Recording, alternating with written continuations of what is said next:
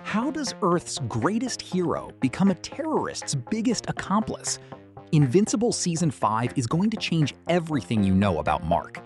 Imagine Las Vegas wiped off the map, Mark losing his powers, and a betrayal coming from where no one expects. I've read the comics, and I'm going to tell you right now why the wait until 2027 will be worth it. But be careful, this video is a minefield of shocking spoilers. If you want to know how Thragg plans to decimate the royal bloodline, stick with me. The logical structure for the show is to adapt issues 80 through 101. It's a massive saga spanning over 20 issues. There's a chance they might not adapt everything, as there's a midpoint in the story that would make for a great cliffhanger for Season 6. But for the sake of this video, I'm going to speculate based on them going all the way to issue 101. The standout characters will be Mark, Dinosaurus, whose human identity is David Anders, Bulletproof, Zandale, Eve, Robot, and Monster Girl.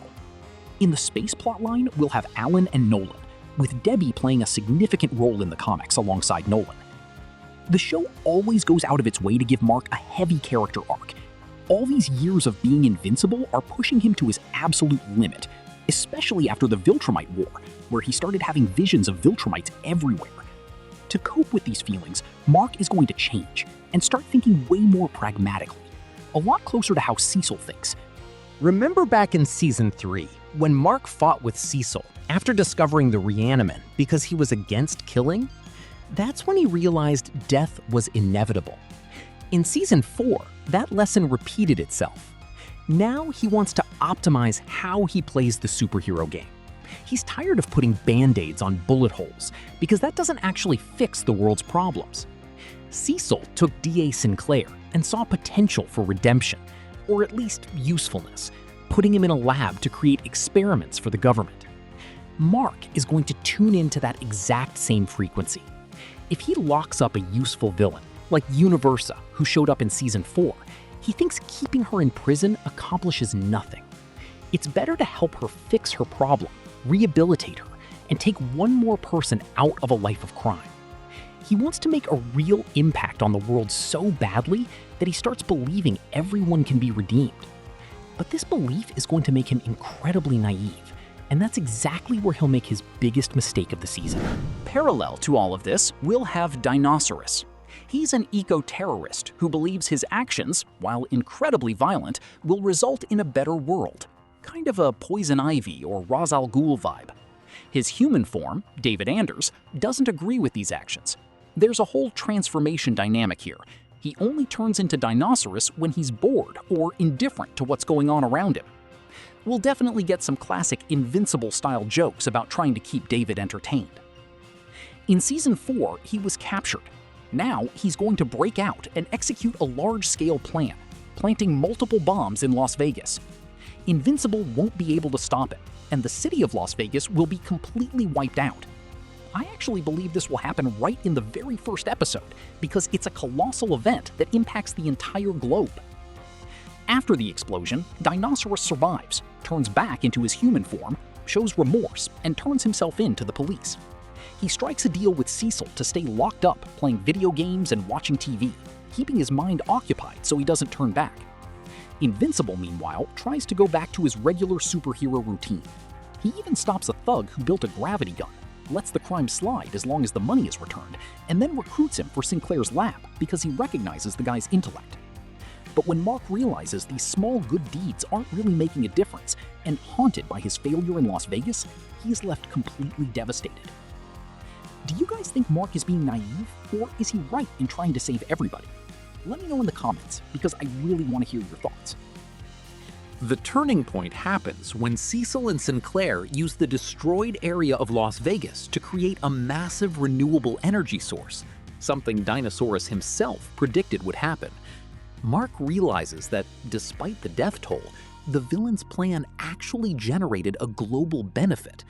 Fully buying into the idea of rehabilitation, Mark secretly breaks Dinosaurus out of prison.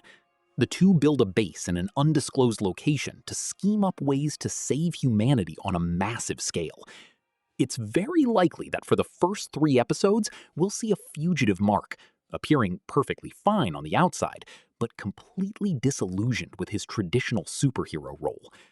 Mark is turning into his dad, but for the exact opposite reason: extreme empathy. And if you think the destruction of Las Vegas is bad, just wait until you see what happens to Mark's arm in episode 6. Just like we've had episodes entirely focused on Alan or Nolan, Season 5 should give us at least 2 dedicated to them. Probably around episode 4, the plot will shift to Nolan in Talskeria talking with Alan. Here we have a massive difference between the comic and the show. In the comics, Nolan knows Thragg is on Earth and warns Alan. Alan, feeling the pressure from the Coalition, decides he needs to use the Scourge virus on Earth to exterminate the Viltrumites, even if it means sacrificing humanity. In the animated series, Nolan left Earth before Thragg arrived. They'll have to adapt this. Maybe Mark calls Nolan in secret, or sends a transmission.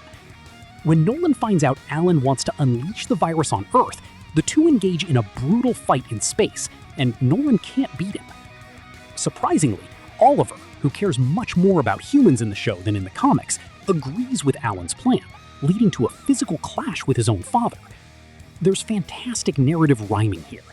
Alan is taking a radical approach and sacrificing lives for the greater good on a universal scale, exactly like Mark is trying to do on Earth with Dinosaurus, just on a smaller scale. In episode 5, Alan arrives on Earth and tells Mark he's going to release the virus. Obviously, Mark disagrees, which leads to a confrontation. Right in the middle of the tension, Thragg shows up.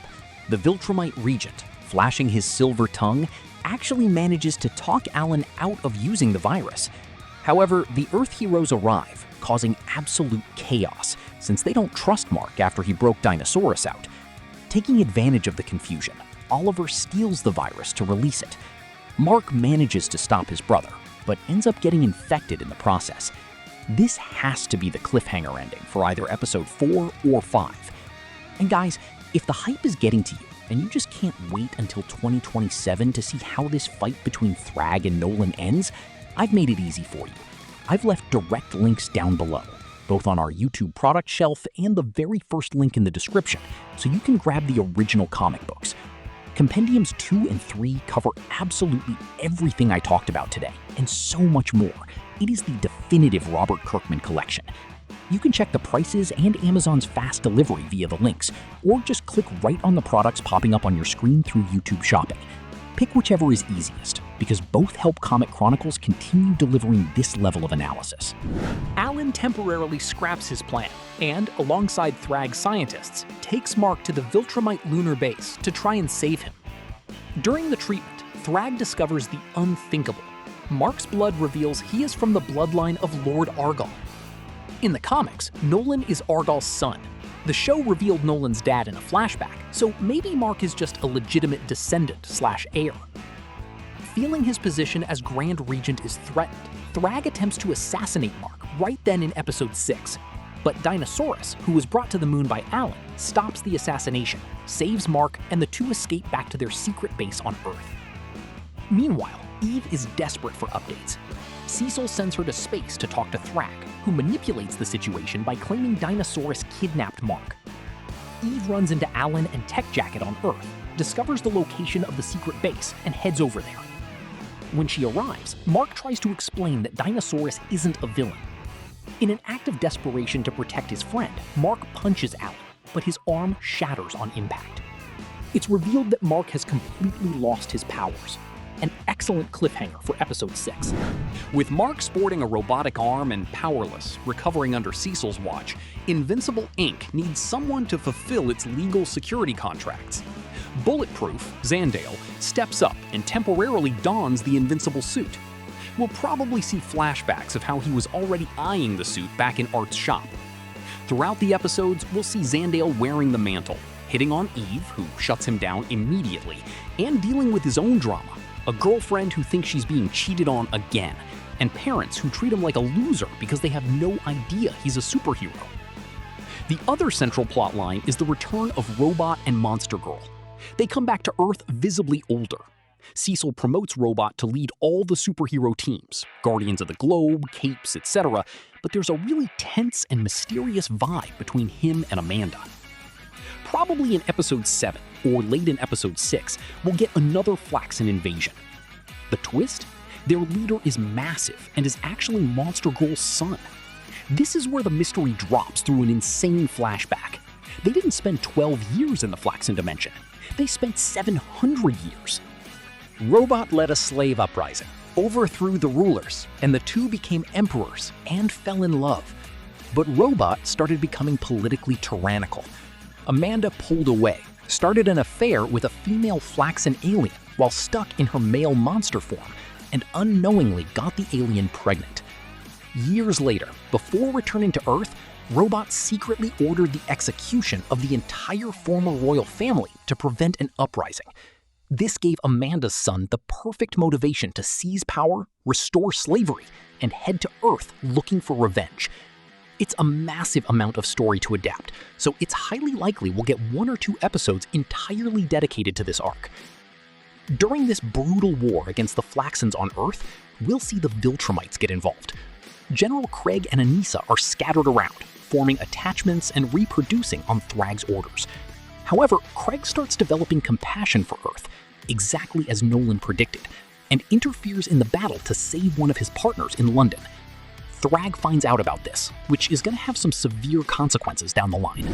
Getting back to Mark, after losing his arm, he gets a temporary robotic prosthetic while he heals, staying out of action since he's totally depowered. He only gets his powers back after a moment with Eve. And on top of that, Cecil actually forgives Mark for everything and doesn't lock him up. Meanwhile, without Mark around to keep him in check, Dinosaurus is left unsupervised and completely succumbs to his megalomania. He kicks off the Death of Everyone saga, putting a catastrophic plan into motion. With his powers back, thanks to that moment with Eve, Mark has no choice but to face Dinosaurus in an epic final showdown in episode 8. Dinosaurus himself, realizing he's gone too far, understands that Mark has to kill him. The epilogue ties up loose ends and sets up the future. Thragg confronts the Viltrumites on Earth who are forming romantic bonds. Eve reveals to Mark that she's pregnant again. Nolan and Debbie, 100% reconciled and living like a married couple again, decide to move to the old lunar base to give Mark some privacy. The post-credit scene should be the perfect bridge to Season 6. Thragg discovering that Nolan and Debbie are living on the moon and heading up there to wipe out the Orgel bloodline, ending on an insane cliffhanger of a massive fight. Imagine condensing 21 issues of pure action into just 8 episodes. The pacing is going to be insane. One alternative for the showrunners would be to split this story down the middle, ending Season 5 right when Mark loses his powers and shatters his arm. Keep in mind that the animated series could take a different route, like dragging out the secret of Thragg being on Earth, which would alter the conflict with Alan and the virus. But based on the show's track record of staying faithful to the source material, this is the most likely path. Season 5 of Invincible isn't just going to be about punches and explosions. It's going to be about the weight of Mark's choices and how the world reacts to a hero who tries to be a little too perfect. But what about you? Do you think Mark is right to team up with Dinosaurus, or has he finally lost his mind? Drop a comment down below saying Dinosaurus if you're on Mark's side, or Cecil if you think he crossed the line. I want to see this debate in the comments. If you made it this far, you're a true fan. So don't forget to hit that subscribe button and turn on the notification bell. Here at Comic Chronicles, we don't just drop the news, we dissect the comic books so you don't miss a single detail during the wait for 2027. And if you still haven't caught every detail of what went down in Season 4, click on this playlist right here to get all caught up.